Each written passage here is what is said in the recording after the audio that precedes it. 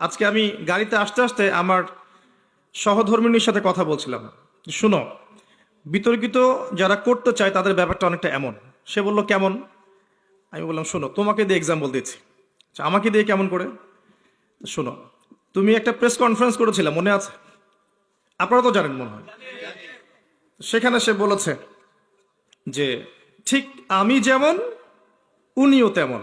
একেবারেই নিরীহ সাধারণ একটা মানুষ। ঠিক আমি যেমন, ঠিক উনি যেমন, ঠিক আমি যেমন, আমরা প্রত্যেকেই নিরীহ মানুষ।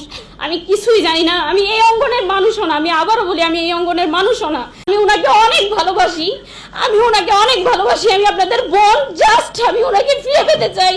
আমি আপনাদের বোন, আপনারা সবাই আমাকে একটু হেল্প করবেন। আমি আপনাদের বোন, আমি আর এর বেশি কিছু আপনাদেরকে আমি বলতে পারতেছি না। আমি মাঝে মাঝে ওর কনফারেন্সটা দেখি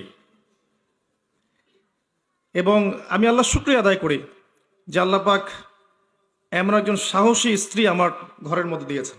আলহামদুলিল্লাহ, আমরা দোয়া করি আল্লাহ পাক তার নেক হায়াতকে লম্বা করুন। তো সে একটা জায়গায় বলেছে যে মানে আমার ইনোসেন্স বুঝাতে, আমি যে অপরাধ করিনি বা আমি যে অপরাধী নই, আমি যে অসহায় সাধারণ একটা মানুষ, এটা বোঝাতে গিয়ে সে বলেছে ঠিক আমি যেমন উনিও তেমন। ঠিক আমি যেমন উনিও তেমন, দুইবার রিপিট করেছে। মানে ও বোঝাতে যাচ্ছে যে ও যেমন একটা সাধারণ মানুষ, জনগণ, আমার স্বামীও তেমনই। তিনি কোনো দল, কোনো মত, কোনো শত্রু মিত্র কারোর সাথে জড়িত নন। আমার স্বামীকে আমার কাছে ফিরিয়ে দিন, না হলে আমাকে তার কাছে নিয়ে যান, এরকম করে বলেছে না?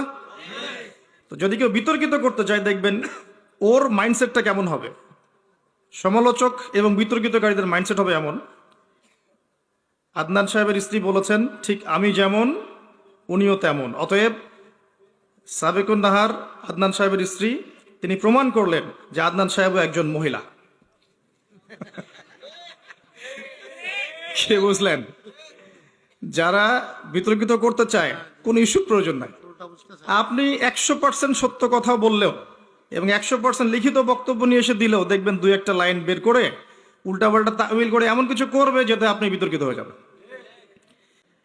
তবে হ্যাঁ, একটা বিষয় আমি মানি এবং বিশ্বাস করি, আমি আমার পুরো জীবনে দেখেছি যে আপনি যদি সৎ হন এবং কোরআন এবং সুন্নাহ অনুযায়ী আল্লাহর দৃষ্টিতে আপনি যদি নিরপরাধ হন, সৎ হন, হকের উপর থাকেন, আল্লাহ আপনার পক্ষ থেকে জবাব দিয়ে দিবেন ইনশাআল্লাহ। আপনি পৃথিবীতে থাকেন আর নাই থাকেন, আল্লাহ আপনার পক্ষ থেকে জবাব দিয়ে দিবেন ইনশাআল্লাহ। যুগে যুগে হয়েছে।